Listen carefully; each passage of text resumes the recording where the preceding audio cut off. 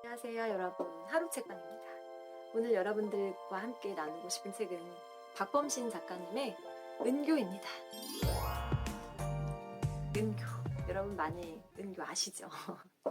책도 읽으신 분들도 있으실 거고 또 영화로 제작이 되어서 영화로 보신 분들도 계실 것 같아요. 근데 이 책은 참 오래 멈춰서서 고민하게 하는, 생각하게 하는 그런 책이었어요. 표면적인 이야기가 물론 있지만 그 이야기보다 훨씬 큰 슬픔이 느껴지는 그런 소설이었어요. 그 이야기의 크기보다. 어, 좀 무슨 얘기인지 잘 모르시겠죠?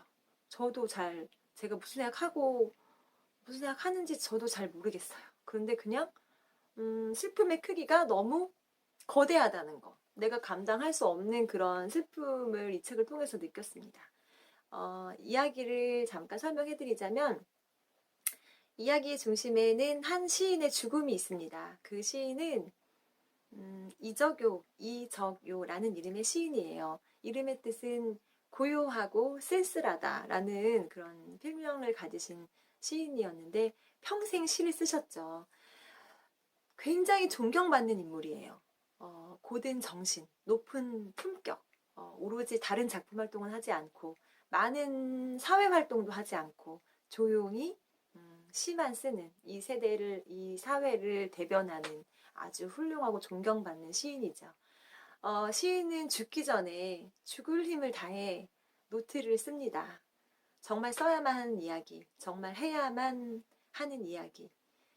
그 노트를 쓰고 죽음을 맞이하죠. 그리고 변호사를 통해서 이 노트는 1년 뒤에 공개를 하라라고 이야기를 해요. 그래서 그 시인의 죽음 시점에서 1년 뒤 시인의 변호사인 Q라는 사람을 통해서 그 사람의 시선을 쫓아서 우리도 함께 이야기 속으로 들어가게 되는 그런 이야기입니다.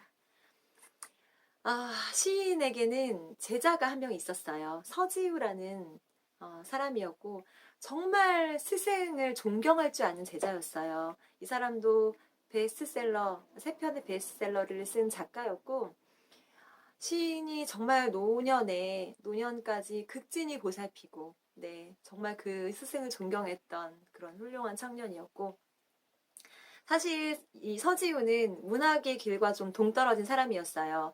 공대를 나왔거든요. 근데 공대생일 때 우연히 이적요 시인의 수업을 청강을 하고 문학에 대한 그런 꿈을 가슴 한켠에 품고 살아가게 됩니다. 그러면서 여러 가지 이제 삶을 살다가 다시 이적요 선생을 찾아가서 문학의 길을 걷고 싶어 해요. 이적요 선생은 처음에는 이 제자를 받으려고 하지 않았지만 이 사람의 충직함, 우직함, 그리고 착하고 선한 그런 마음에 끌려서 비록 문학적인 재능은 없지만 제자로서 정말 하나의 혈육인 것처럼 그렇게 친밀한 사이로 살아가게 돼요.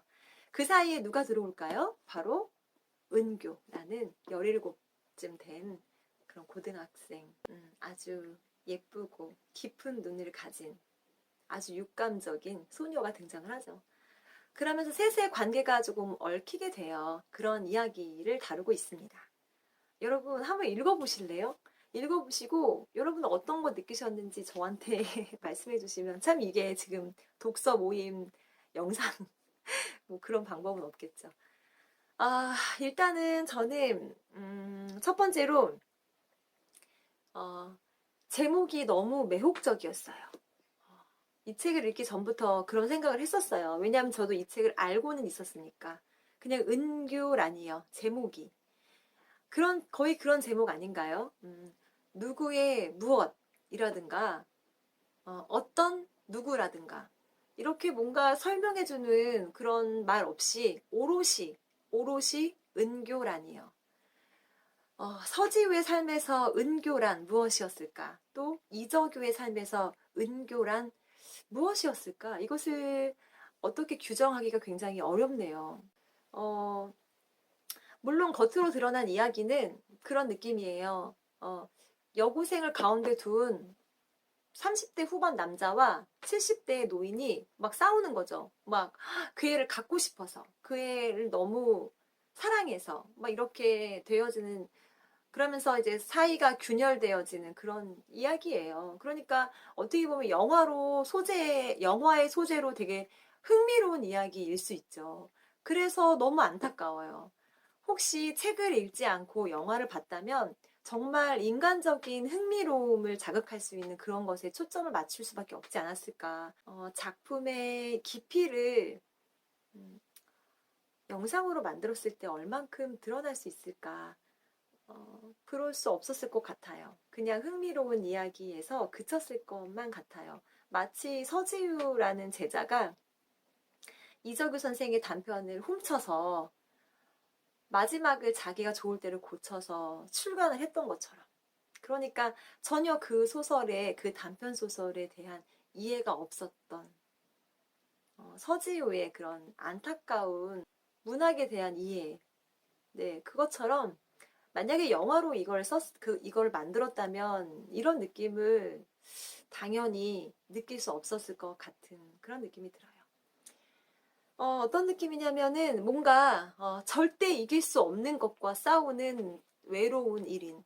그런데 그 절대 이길 수 없는 대상이 우리가 흔히 보는 우리가 누군가도 싸웠대, 누군가도 그런 걸 경험했대 이런 게 아니라 너무 거대한 것과 싸워서 내가 이길 확률은 전혀 없는데 그 싸움이 너무 진실하고 너무 갈급하고 너무 처절한 거죠. 어, 그러니까 마치 해가 뜨고 해가 지는 것과 우리가 싸워요. 그걸 우리가 이길 수 없잖아요. 그런데 너무 간절한. 조금 제 마음이 이해가 되실지 잘 모르겠어요. 근데 또 하나, 또 이제 책을 거의 마지막에 읽다 보면 은교가 그런 얘기를 하거든요. 선생님, 서지우와 이적교는 둘이 너무 사랑했기 때문에 내가 그 틈에 들어갈 수 없었다.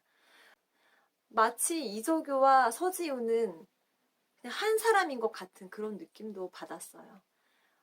모든 사람이 그렇잖아요. 인생을 길게 봤을 때 우리가 살아가는 순간은 한순간 한순간밖에 없지만 그 젊음도 그 늙음도 한 사람이고 그 재능을 갈구함도 한 사람이고 은교를 갖고 싶은 것도 은교를 지키고 싶은 것도 어쨌든 한 사람 아니었을까. 네, 저는 정말 이 책을 이해하고 싶네요.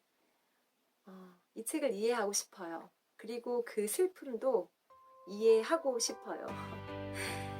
네, 참 쓸쓸하고 아름답고 그렇지만 너무 슬픈 박범신의 은교였습니다.